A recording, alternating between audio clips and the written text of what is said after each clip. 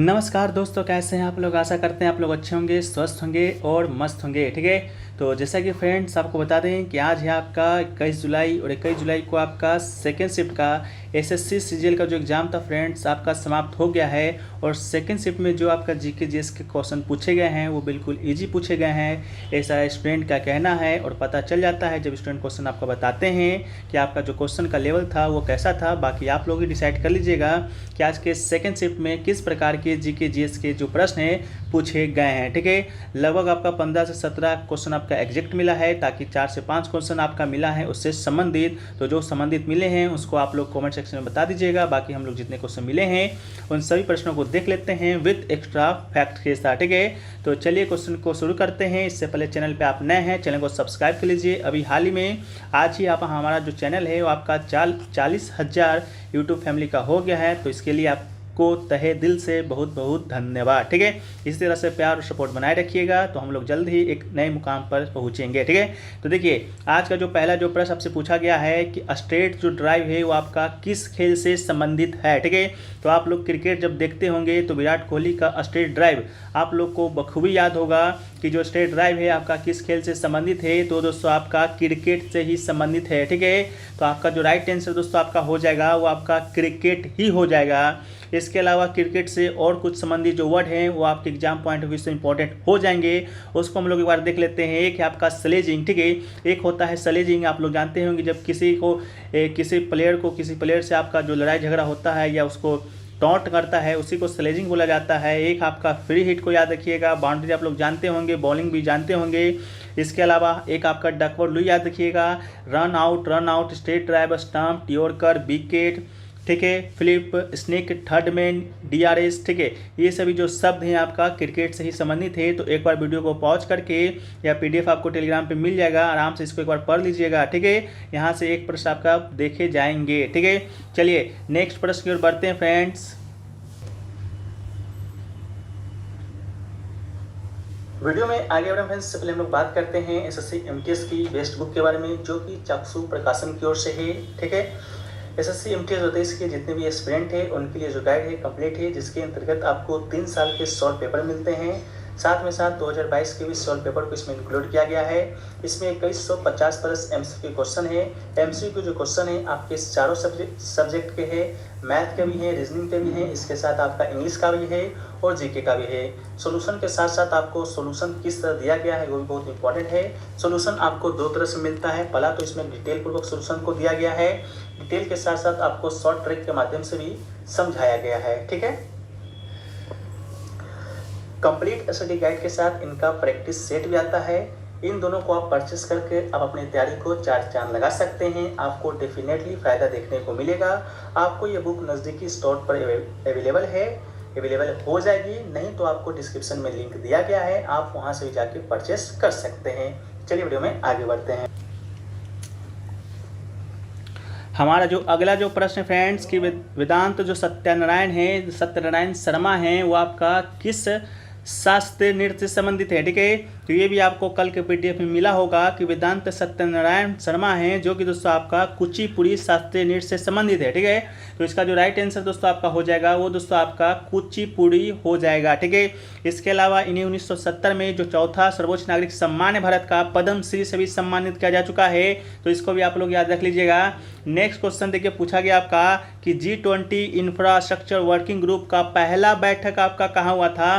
तो आपको मालूम होगा जो आपका अपना भारत देश है वो आपका G20 का अध्यक्षता कर रहा है, तो उसी के लिए आपका जो G20 इंफ्रास्ट्रक्चर वर्किंग ग्रुप की जो पहली बैठक है फ्रेंड्स वो आपका 16 और 17 जनवरी 2 दिन का बैठक हुआ था, जो कि आपका पुणे में हुआ था। ठीक है, तो इसका जो आपका राइट आंसर दोस्तों हो जाएगा वो दोस्तों आपका क्या हो जाएगा, तो आपका पुणे इसका राइट आंसर हो जाएगा। ठीक है, इसके अलावा बात करें तो आप दूसरी जो बैठक है इसका 3 बैठक अभी तक हो चुका है।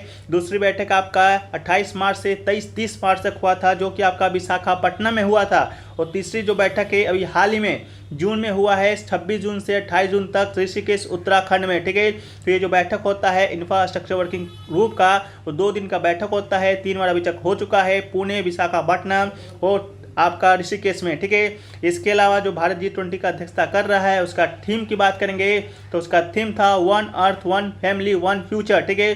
याद रखिएगा, one earth one family one future इसका क्या था, तो थीम है, यानी कि एक धरती, एक परिवार और एक भविष्य, ठीक है। चलिए नेक्स्ट क्वेश्चन की ओर बढ़ते हैं। तो ये सोमाइटी किसका शुभंकर है, ये भी हमने आपको कितना बार बता चुका होगा जब पैरा ओलंपिक से विषय से संबंधित आपके प्रश्न आते थे तब, ठीक है। तो शुभंकर जो आपका है सोमाइटी, वो दोस्तों किस खेल का है, तो दोस्तों आपका टोक्यो पैरा ओलंपिक 2020 जो आपका हुआ था उसका जो शुभंकर था वो दोस्तों आपका सोमाइटी ही था। इसके अलावा टोक्यो ओलंपिक 2020 हुआ था उसका शुभंकर की बात करेंगे तो उसका शुभंकर दोस्तों आपका मिराई तोवा था, इसको भी याद रखिएगा। टोक्यो जो पैरा ओलंपिक हुआ था उसमें भारत ने 24वां रैंक लाया था, याद रखिएगा, कितना रैंक लाया था, तो 24वां रैंक लाया था। और टोक्यो ओलंपिक जो हुआ था उसमें आपका 48वां रैंक लाया था, ठीक है। तो टोक्यो ओलंपिक आपका 48वां रैंक लाया था भारत ने, और पैरा ओलंपिक में आपका 24वां रैंक लाया था। टोटल आपका पैरा ओलंपिक में भारत ने 19 मेडल है जो कि अपने नाम किया था। ये भी प्रश्न आपसे पूछा जा चुका है एवं स्थान में पूछा जा चुका है।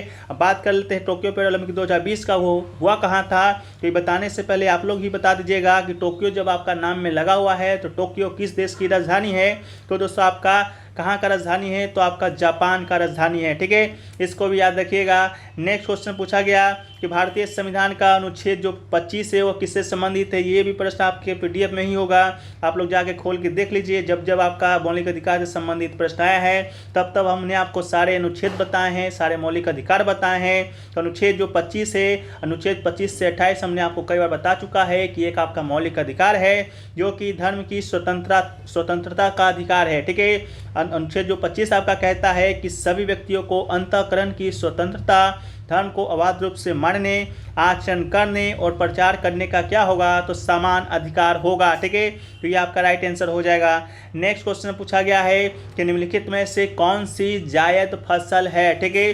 तो जायद फसल पूछा गया था, ऑप्शन में क्या दिया गया था आप लोग कमेंट सेक्शन में बताइएगा। लेकिन कुछ जायद फसल के उदाहरण को देखें तो खीरा आपका हो जाएगा, कद्दू हो जाएगा, करेला हो जाएगा, तरबूज हो जाएगा। इसके अलावा तरबूज के अलावा ककड़ी, गन्ना, मूंगफली और दालें आपका हो जाएगा। इनमें से ही एक ऑप्शन आपके कंप्यूटर स्क्रीन पर सही वाला होगा, वो आपका क्या था कमेंट सेक्शन में आप लोग लिख दीजिए। इसके अलावा जायद फसल की बात करेंगे तो ये गर्मियों के मौसम की फसल है जो कि उपमहाद्वीप पर सिंचित भूमि पर उगाया जाता है, ठीक है। ये मुख्य रूप से मार्च से जून महीने तक रबी और खरीफ फसल के मौसम के बीच है जो कि उगाया जाता है और अधिक बढ़ता है, ठीक है। इसके अलावा हम लोग बात करेंगे फसल के एक अन्य रूप का, वो है आपका खरीफ फसल। तो खरीफ फसल के कुछ उदाहरण देख लीजिए, कपास आपका हो जाएगा, चावल हो जाएगा, मक्का, बाजरा, सोयाबीन और अरहर, और ये सभी हैं जो कि खरीफ की फसल हैं। इसके अलावा खरीफ फसल आपका होता कब है, तो आपका मई के शुरुआत में बोया जाता है और जनवरी में इसको काटा जाता है। इसके अलावा रबी फसल के कुछ उदाहरण को देखें तो गेहूं हो जाएगा, चना, जौ, मटर, जई, चना, अलसी, सरसों जो हैं वो आपका रबी फसल के उदाहरण है। इसका जो बुआई होता है आपका नवंबर के मध्य में होता है और आपका जो कटाई है अप्रैल मई में शुरू होता है, ठीक है। तो इसको भी आप लोग याद रख लीजिएगा। इसके अलावा नेक्स्ट क्वेश्चन की ओर हम लोग बढ़ें तो नेक्स्ट जो क्वेश्चन आपका पूछा गया था कि सिख धर्म में कौन सा जो त्यौहार होता है हिंदू त्यौहार के समान होता है या उसके जैसा होता है, ठीक है। तो इसका जो राइट आंसर आपका हो जाएगा दीपावली हो जाएगा, जो कि आपके ऑप्शन में भी दिया गया था, ठीक है। हिंदू धर्म में दीपावली की तरह ही सिख धर्म में गुरु नानक जयंती मनाया जाता है, ठीक है। गुरु नानक जयंती को गुरु पर्व या प्रकाश पर्व या गुरु पूरब भी कहा जाता है, और गुरु पूर्णिमा जो दीपावली के बाद की पूर्णिमा के दिन ही होता है। तो दीपावली आपका राइट आंसर हो जाएगा। ये भी प्रश्न आपका हाल में बना था कि 2022 में शायद आपका जो गुरु नानक जो जयंती हुआ था, गुरु पूर्णिमा हुआ था, वो दोस्तों आपका कौन से नंबर का था, ठीक है। तो शायद आपका 553वां नंबर का था दोस्तों आपका 2022 का गुरु नानक जयंती, जिसमें पूछा गया था कि मोदी जी ने पंजाब गए थे, ठीक है। तो आपका 553वां इसका राइट आंसर था, ठीक है। वहीं पर बात करेंगे नेक्स्ट क्वेश्चन का। तो नेक्स्ट क्वेश्चन पूछा गया कि भारत की सबसे बड़ी मीठे पानी की झील कौन सी है। तो ये भी क्वेश्चन आपको 14 तारीख के PDF में मिल जाएगा। जब आपसे पूछा गया था शायद कि इसे यही पूछा गया था कि इनमें से कौन सा मीठे पानी की झील नहीं है, तो आज पूछा गया है कि सबसे बड़ी मीठे पानी की झील कौन सी है। तो PDF में आपका ये शामिल था, जिसका राइट आंसर आपका उल्लर झील हो जाएगा, ठीक है। क्या हो जाएगा, तो उल्लर झील हो जाएगा। उल्लर झील भारत की सबसे बड़ी मीठे पानी की झील है और ये स्थित कहाँ पर है, तो जम्मू कश्मीर के बांदीपोरा में झील स्थित है, ठीक है। इसके अलावा उल्लर झील एशिया का सबसे दूसरा बड़ा ताजे पानी की झील है जो कि हरामुख पर्वत श्रृंखला के अंतर्गत आता है। तो जो लोग भी पीडीएफ का लाभ नहीं उठा रहे हैं तो आप लोग जाइए और पीडीएफ का लाभ उठाइए, जो कि पीडीएफ कोर्स आपका प्रत्येक दिन का पीडीएफ आपको टेलीग्राम चैनल पर दिया जाता है। टेलीग्राम चैनल का लिंक है जो कि डिस्क्रिप्शन में दिया गया है, ठीक है। चलिए नेक्स्ट क्वेश्चन की बात करेंगे। तो ये पूछा गया था पंडित किशन महराज, ठीक है। तो आप याद कीजिए कि हमने आपको जो परसों एक रात को पीडीएफ प्रोवाइड कराया था वाद्य यंत्र से संबंधित और कलाकार, उसमें आपका क्या पंडित किशन महराज था या नहीं था? आप लोग सिर्फ यस और नो में जवाब दीजिएगा, ठीक है। तो पंडित जो किशन महराज है वो दोस्तों आपका क्या है? तबला वादक हैं, ठीक है। तो तबला वादक इसका राइट आंसर होगा। पंडित बिरजू महाराज एक भारतीय तबला वादक थे, साथ में हिंदुस्तानी शास्त्रीय संगीत के बनारस घराने से संबंधित है, ठीक है। तो बनारस घराने भी आप लोग क्या कीजिएगा? याद कर लीजिएगा फ्रेंड्स, ठीक है। नेक्स्ट क्वेश्चन देखिए पूछा गया था net national product is equal to, ठीक है। तो ये भी प्रश्न आपका रिपीटेड है और net national product is equal to आपका क्या हो जाएगा? तो ऑप्शन में जीएनपी माइनस डिप्रिसिएशन दिया गया था, जो कि आपका राइट आंसर हो जाएगा, ठीक है। एनएनपी यानी कि शुद्ध राष्ट्रीय उत्पाद सकल राष्ट्रीय उत्पाद से मूल ह्रास यानी कि पूंजी स्टॉक खपत घटाकर प्राप्त किया जाता है, और कुल उत्पादन या अंतिम वस्तु के उत्पादन का मौद्रिक मूल्य किसी देश के नागरिक के द्वारा निश्चित अवधि के दौरान उत्पादन और आमतौर पर एक वर्ष में निकाला जाता है, जो कि समीकरण के रूप में देखें तो NNP equal to GNP minus मूल्य ह्रास, ठीक है। जीएनपी यानी कि ग्रोस नेशनल प्रोडक्ट, ठीक है। चलिए नेक्स्ट क्वेश्चन पूछा गया कि आवर्त सारणी के ग्रुप 5 का तत्व कौन सा है, ठीक है। ऑप्शन में आपका एक हीलियम दिया गया था, जेनॉन दिया गया था, रोबिडियम दिया गया था और लिथियम दिया गया था, ठीक है। शायद यही ऑप्शन था, स्टूडेंट थोड़ा सा कंफ्यूज भी हो सकते हैं, तो आप लोग बताइएगा क्या ऑप्शन दिया गया था। तो हम लोग समूह 5 की बात करेंगे आवर्त सारणी का पीरियडिक टेबल का। तो रासायनिक तत्वों का एक समूह है जो कि आवर्त सारणी के कौन से खंड में आता है? तो डी खंड यानी कि डी ब्लॉक में आता है, और इस समूह में वेनेडियम आता है, नायोबियम आता है, टेटलम आता है, इसके अलावा डमनियम आता है और आपका तत्व शामिल है। तो इनमें से कौन सा ऑप्शन आपके कंप्यूटर स्क्रीन पर दिख रहा था? आप लोग कमेंट सेक्शन में लिख दीजिएगा। नेक्स्ट क्वेश्चन पूछा गया कलिंग युद्ध किससे संबंधित है? तो क्या ये क्वेश्चन आपका पहले नहीं आया है कि कलिंग युद्ध किससे संबंधित है? तो कलिंग युद्ध जो युद्ध है वो दोस्तों आपका सम्राट अशोक से संबंधित है। सम्राट अशोक जो कि मौर्य राजवंश का एक शक्तिशाली शासक था, जो कि कलिंग जो कि अभी वर्तमान में बात करेंगे तो उड़ीसा में पड़ता है, वहाँ का एक राजा था। अनंत पद्मनाभन के बीच 1961 ईसा पूर्व में ये युद्ध है जो कि आपका लड़ा गया था। तो डेट भी आप लोग याद रख लीजिएगा कब लड़ा गया। तो 261, ठीक है, 261 बीसी यानी कि ईसा पूर्व में लड़ा गया था, ठीक है। क्या किया गया था? तो ईसा पूर्व में आपका लड़ा गया था। इसके अलावा बात करें अशोक की, तो अशोक का जो राज्याभिषेक है वो दोस्तों आपका 8 वर्ष के बाद, राज्याभिषेक के 8 वर्ष के बाद 261 ईसा पूर्व में दोस्तों आपका क्या है? आपका ये युद्ध है जो कि आपका लड़ा था, ठीक है। इसके अलावा देखिए ये जो आपका ग्रुप 5 वाला जो था प्रश्न वो शायद आपका पूछा गया था, लास्ट एलिमेंट पूछा गया था। तो लास्ट एलिमेंट दोस्तों आपका क्या है? डोमिनियम है, ठीक है। लास्ट एलिमेंट क्या है? तो दोस्तों आपका डोमिनियम है, ठीक है। चलिए हम लोग नेक्स्ट प्रश्न की ओर बढ़ते हैं। तो नेक्स्ट जो प्रश्न आपसे पूछा गया उससे पहले हम लोग देख लें तो इस युद्ध में जो हुआ क्या था? तो नरसंहार से राजा द्रवित हो गया था, राजा मतलब राजा अशोक, और इसलिए उन्हें सांस्कृतिक विजय की नीति के पक्ष में भौतिक आधिपत्य की नीति को त्याग दिया था और भीड़ घोष के स्थान पर धर्म घोष का स्थान ले लिया था। और इस युद्ध का जो उल्लेख है आपका अशोक का जो 13वां शिलालेख है उसमें दोस्तों आपका इस युद्ध का जो उल्लेख है दोस्तों आपका मिलता है, ठीक है। चलिए नेक्स्ट क्वेश्चन की ओर बात करें। तो नेक्स्ट क्वेश्चन आपसे जो पूछा गया वो पूछा गया कि निम्नलिखित में से किसने अदालत में सिजदा और पेवोस की प्रथा की शुरुआत की थी? सिजदा का मतलब होता है साष्टांग प्रणाम, और दोस्तों आपका पेवोस का जो अर्थ होता है वो दोस्तों आपका होता है सम्राट के पैर चुंबन, ठीक है। तो इसका जो शुरुआत है आपका गयासुद्दीन बलबन ने किया था। तो इसका राइट आंसर आपका गयासुद्दीन बलबन हो जाएगा।